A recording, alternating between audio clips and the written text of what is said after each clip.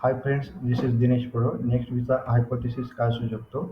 अ, त्या माझ्याप्रमाणे जर ॲनालिसिस करायचं असेल, तर आपण जसं की हा जो महिना आहे, लास्ट 3 महिन्यापासून जे मार्केट आहे, हे पूर्णपणे साइडवेज आहे. जसं की आपण एप्रिलमध्ये फेब्रुवारीमध्ये बघितलं, की पूर्णपणे सेलिंग आलं. मार्चमध्ये पूर्णपणे बायिंग आलं आणि आता जो आहे करंट मंथ आहे एप्रिलचा, ह्याच्यामध्ये एक छोटासा पुल बॅक आलेला आहे. माझ्या मते जोपर्यंत मार्केट ह्या ह्या कॅन्डलचा जो फेब्रुवारीचा मंथचा कॅन्डलचा हाय आणि फेब्रुवारी कॅन्डलचा जो लो आहे, ह्याच्या बाहेर जात नाही, तोपर्यंत मार्केट एक ट्रेंडिंग मूव्हमेंट घेऊ शकत नाही किंवा ॲनालिसिसमध्ये हे होऊ शकत नाही. हा इकडे आहे ट्रेंड होऊ शकतो आणि हा पूर्ण जो झोन आहे, हा पूर्णपणे साइडवेज झोन असू शकतो पूर्णपणे. आता ह्याच्यामध्ये हे झालं मंथली ॲनालिसिसमध्ये. जसे की लास्ट 3 महिन्यामध्ये पूर्णपणे मार्केट जे आहे हे साइडवेज झालेलं आहे.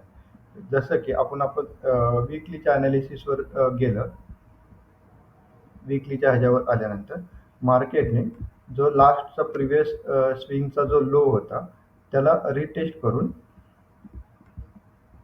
ह्या स्विंगला रिटेस्ट केलेला आहे.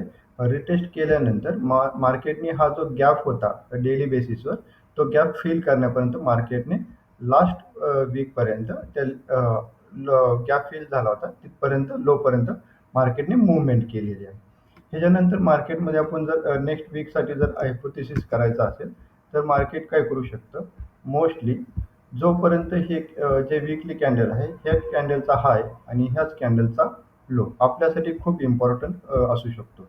जसं की कोणत्याही कॅन्डलचा हाय आणि कोणत्याही कॅन्डलचा लो जो असतो, हा सपोर्ट आणि रेजिस्टन्सचं काम करू शकतो. जसं की सध्याच्या ह्याच्याप्रमाणे आपण बघितलं, जो वीकली बेसिस आहे, हा एक रेजिस्टन्सचं काम करू शकतो आणि हा एक सपोर्टचं काम करू शकतो. हेच जर ॲनालिसिस मी जर डेलीवर करायचं म्हटलं, तर एक्झाम्पल सांगतो.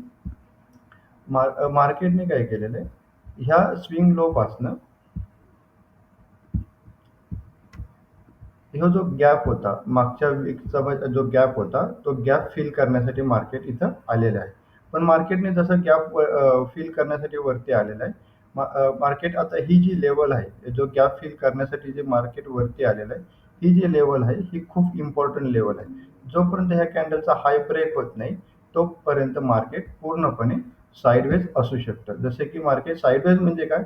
हा पूर्ण झोन हा एक साइडवेज असू शकतो किंवा मार्केट इथंच नाही का 200 ते 300 पॉईंटमध्ये पूर्णपणे साइडवेज असं होऊ शकतं. किंवा हा एक हायपोथेसिस असू शकतो किंवा जर मार्केट जर असेल, स्ट्रेंथ असेल, तर मार्केट हा जो प्रिव्हियस जो स्विंग हाय आहे, इथपर्यंत मार्केट नेक्स्ट वीकमध्ये जाऊ शकतं. त्यासाठी माझे हे 3 हायपोथेसिस असू शकतात.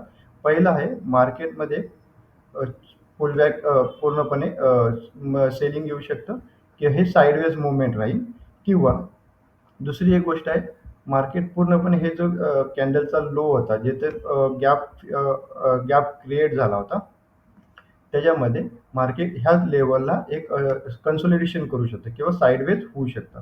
हा एक दुसरा हायपोथेसिस माझा असू शकतो.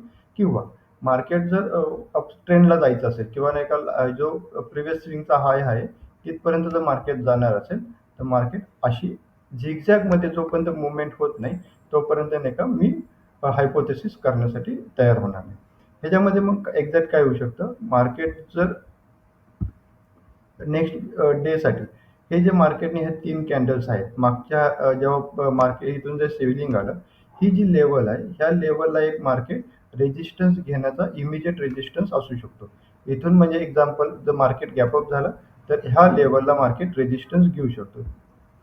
हा एक माझा पहिला हायपोथेसिस असू शकतो उद्यासाठी. म्हणजे जसं की उद्या ट्यूजडे आहे, त्याप्रमाणे.